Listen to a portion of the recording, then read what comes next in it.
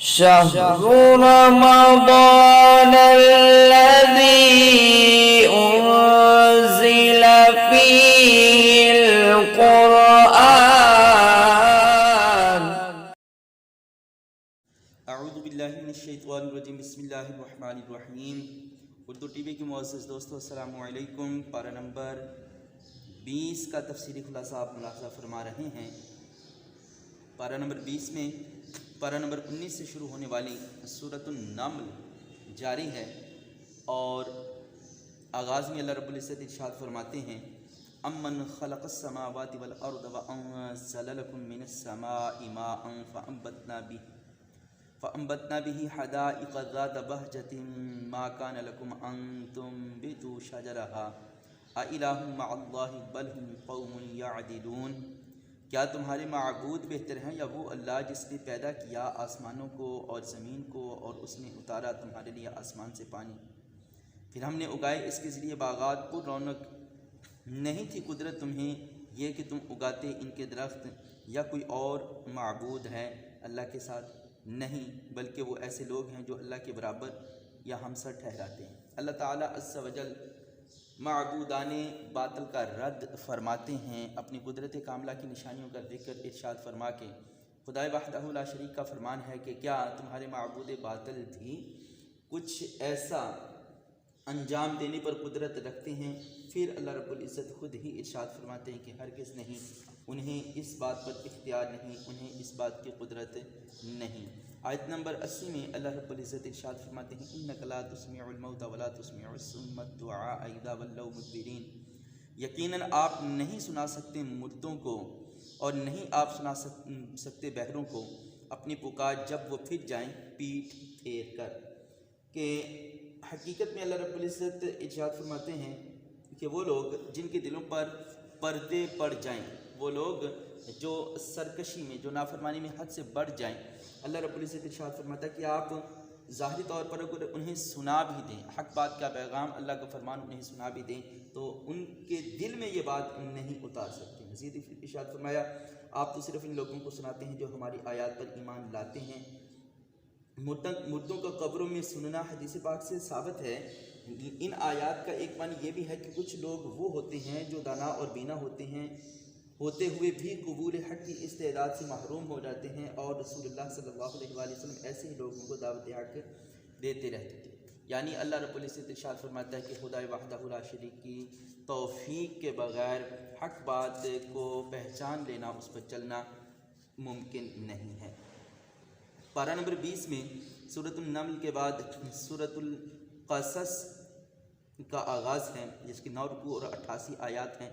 حروف مقطعات سے اس سورت کا آغاز ہے طاسین تلک آیات الکتاب المبین نتلو علیک من نبأ موسیٰ وفرعون بالحق لقوم یؤمنون. اللہ تعالیٰ عز و جل کا متعدد صورتوں میں یہی اسلوب ہے، یہی انداز ہے کہ صورتوں کے آغاز میں اللہ رب العزت قرآن مجید فرقان حمید کی حقانیت، قرآن مجید فرقان حمید کا لا ریب کتاب ہونا ارشاد فرماتے ہیں. پھر اللہ رب العزت سورۃ القصص میں ایک بار پھر موسیٰ علیہ السلام اور فرعون کا ذکر فرماتے ہیں. یہاں اس مرحلے کا بیان ہے جب موسیٰ علیہ السلام اللہ کی تدبیر سے فرعون کے دربار میں پہنچے. فرعون نے اپنی زوجہ آسیہ کے کہنے پر انہیں اپنا بیٹا بنا لیا اور اپنی غیر محسوس تدبیر کے ذریعے انہیں والدہ سے ملا لیا. خدا کی شان، موسیٰ فرعون کے محل میں اپنی والدہ کے دودھ پر پرورش پانے لگے. پھر جب وہ جوانی کی عمر کو پہنچے تو ایک مظلوم کے بچاؤ کے لیے انہوں نے ظالم کو مکہ مارا اور وہ ہلاک ہو گیا. موسیٰ علیہ السلام نے اس قتل سہو پر اللہ سے معافی مانگی تو اللہ نے انہیں معاف کر دیا. آیت نمبر 20 سورۃ القصص کی آیت نمبر 20 میں بتایا گیا ہے کہ شہر کے دور والے کنارے میں اللہ رب العزت ارشاد فرماتے ہیں وَجَاءَ رَجُلٌ مِّنْ أَقْصَى الْمَدِينَةِ يَسْعَىٰ قَالَ يَا مُوسَىٰ إِنَّ الْمَلَأَ يَأْتَمِرُونَ بِكَ لِيَقْتُلُوكَ فَاخْرُجْ إِنِّي لَكَ مِنَ النَّاصِحِينَ. اور آیا ایک آدمی دور کنارے سے شہر کے دوڑتا ہوا، اس نے کہا ہے موسیٰ بلا شبہ فرعونی سردار مشورہ کر رہے ہیں، یعنی فرعون کے دربار کے لوگ تیرے خلاف تاکہ وہ قتل کر دیں تجھے، چنانچہ تو نکل جا، بے شک میں تیرے لیے خیر خواہ ہوں. یعنی موسیٰ علیہ السلام کو خبردار کیا گیا، بتایا گیا کہ فرعون تیرے بارے میں سازش کر رہا ہے. تو موسیٰ علیہ السلام وہاں سے مدین کی طرف روانہ ہو گئے اور اللہ کی حکمت سے مدین بستی کے پیغمبر حضرت شعیب علیہ السلام تک رسائی حاصل ہوئی۔ شعیب علیہ السلام نے موسیٰ علیہ السلام سے کہا میں اپنی 2 بیٹیوں میں سے ایک کے ساتھ اس شرط پر نکاح کر دوں گا کہ آپ 60 سال تک اجرت پر میرا کام کریں، اور اگر آپ 10 سال پورے کر دیں تو یہ آپ کی طرف سے احسان ہوگا۔ موسیٰ علیہ السلام نے یہ پیشکش قبول کر لی۔ آیت نمبر 29 میں فرمایا کہ جب مقررہ مدت پوری ہو گئی تو موسیٰ علیہ السلام اپنی اہلیہ کو لے کر مصر کی طرف روانہ ہو گئے۔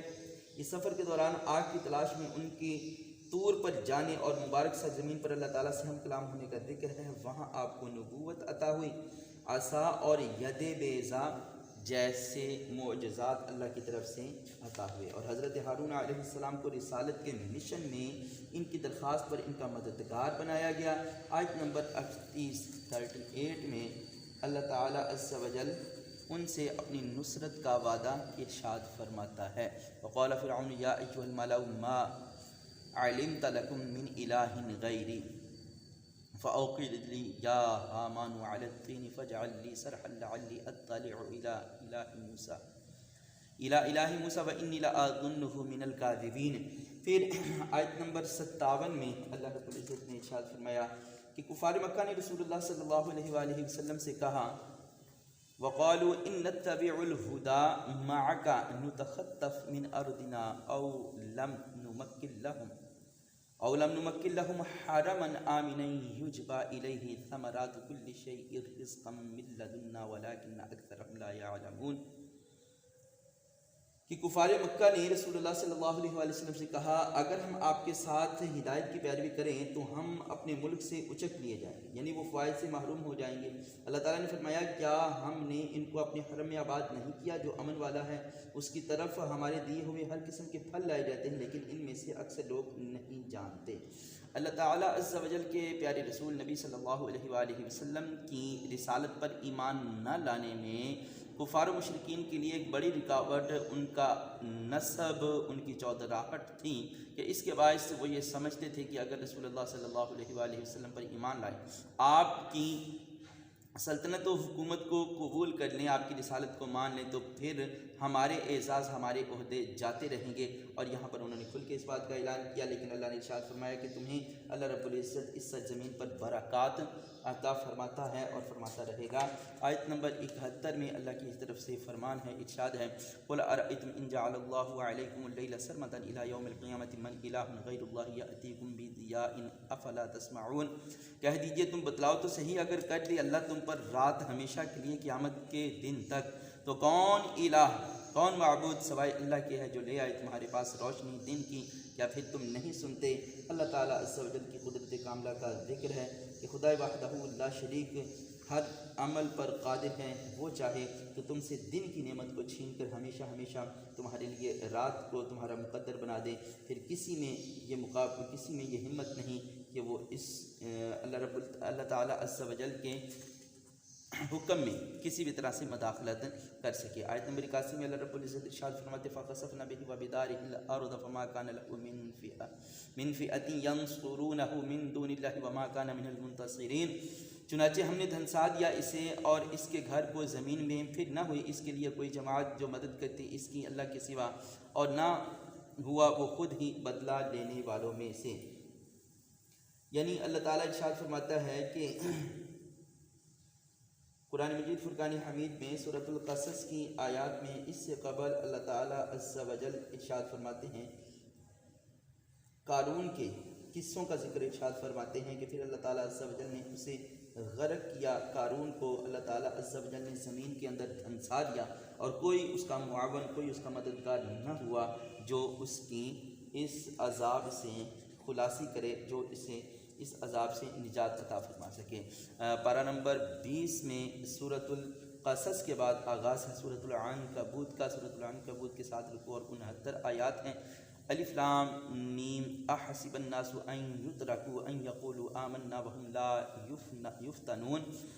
کیا گمان کیا ہے لوگوں نے یہ کہ وہ چھوڑ دیے جائیں گے صرف یہ کہنے پر کہ ہم ایمان لائے اور وہ نہیں آزمائے جائیں گے۔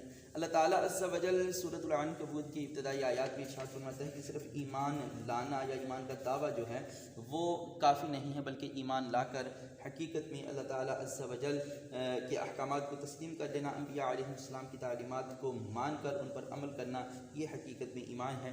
آیت نمبر 8 میں اللہ رب العزت ارشاد فرماتے ہیں وَوَصَّيْنَا الْإِنسَانَ بِوَالِدَيْهِ حُسْنًا وَإِن جَاهَدَاكَ لِتُشْرِكَ بِي مَا لَيْسَ لَكَ، اور ہم نے وصیت یعنی تاکید کی انسانوں کو اپنی والدین کے ساتھ نیکی کریں، اور اگر وہ دونوں آمادہ کرنے کی کوشش کریں تجھے کہ تو شریک ٹھہرائے میرے ساتھ اس چیز کو، تو نہیں ما لیس لک، جس کو تو نہیں اس کے علم رکھتا تو نہ اطاعت کر۔ یعنی اللہ تعالیٰ عز و جل نے والدین کی اطاعت کا حکم دیا، لیکن ساتھ ہی اگر والدین شرک کی طرف آمادہ کریں، اللہ تعالیٰ عز و جل کے مقابل کسی کو معبود ٹھہرانے کی کوشش کریں، تو منع فرمایا گیا ہے والدین کی اطاعت سے۔ آیت نمبر 14 میں ارشاد ہے وَلَقَدْ أَرْسَلْنَا نُوحًا إِلَىٰ قَوْمِهِ فَلَبِثَ فِيهِمْ أَلْفَ سَنَةٍ إِلَّا 50 عامًا فَأَخَذَهُمُ الطُّوفَانُ وَهُمْ ظَالِمُونَ، اور البتہ ہم نے بھیجا نوح کو اس کی قوم کی طرف، تو وہ ٹھہرا رہا ان میں 1000 سال مگر 50 سال کم، یعنی 950 سال حضرت نوح علیہ السلام نے اپنی قوم کو تبلیغ فرمائی، پھر پکڑ لیا ان کو طوفان نے جبکہ وہ ظالم تھے۔ قرآن کی آیت سے ثابت ہے کہ اللہ تعالیٰ عز و جل نے نوح علیہ السلام کو تقریباً 950 سال کا عرصہ عطا فرمایا۔ اس کے بعد سورہ عنکبوت میں حضرت ابراہیم علیہ السلام کا ذکر ہے، پھر آیت نمبر 26 میں لوط علیہ السلام، اسحاق اور یعقوب علیہ السلام کا ذکر ہے کہ ہم نے انہیں نبوت اور کتاب عطا فرمائی۔ لوط علیہ السلام کی قوم کی انتہائی سرکشی کا ذکر ہے کہ وہ غیر فطری طریقے سے اپنی جنسی خواہش پوری کرنے کی کرتے تھے۔ پھر مدین کی سرزمین پر حضرت شعیب علیہ السلام اور ان کی قوم کی سرکشی کا ذکر ہوا۔ آیت نمبر 38 میں اللہ رب العزت ارشاد فرماتے ہیں کہ بعض سرکش قوموں پر ہم نے پتھر برسائے، بعض کو چنگھاڑ یعنی بجلی نے پکڑ لیا، خوفناک آواز دی، بعض کو زمین میں دھنسا دیا اور بعض کو سمندر میں غرق کر دیا۔ اللہ تعالیٰ عز و جل سابقہ امتوں کے ان واقعات کو ارشاد فرما کر حقیقت میں اہل ایمان کو عبرت کا درس دیتا ہے۔ پارہ نمبر 21 کے تفسیری خلاصے کے لیے منتظر رہیں۔ جزاک اللہ۔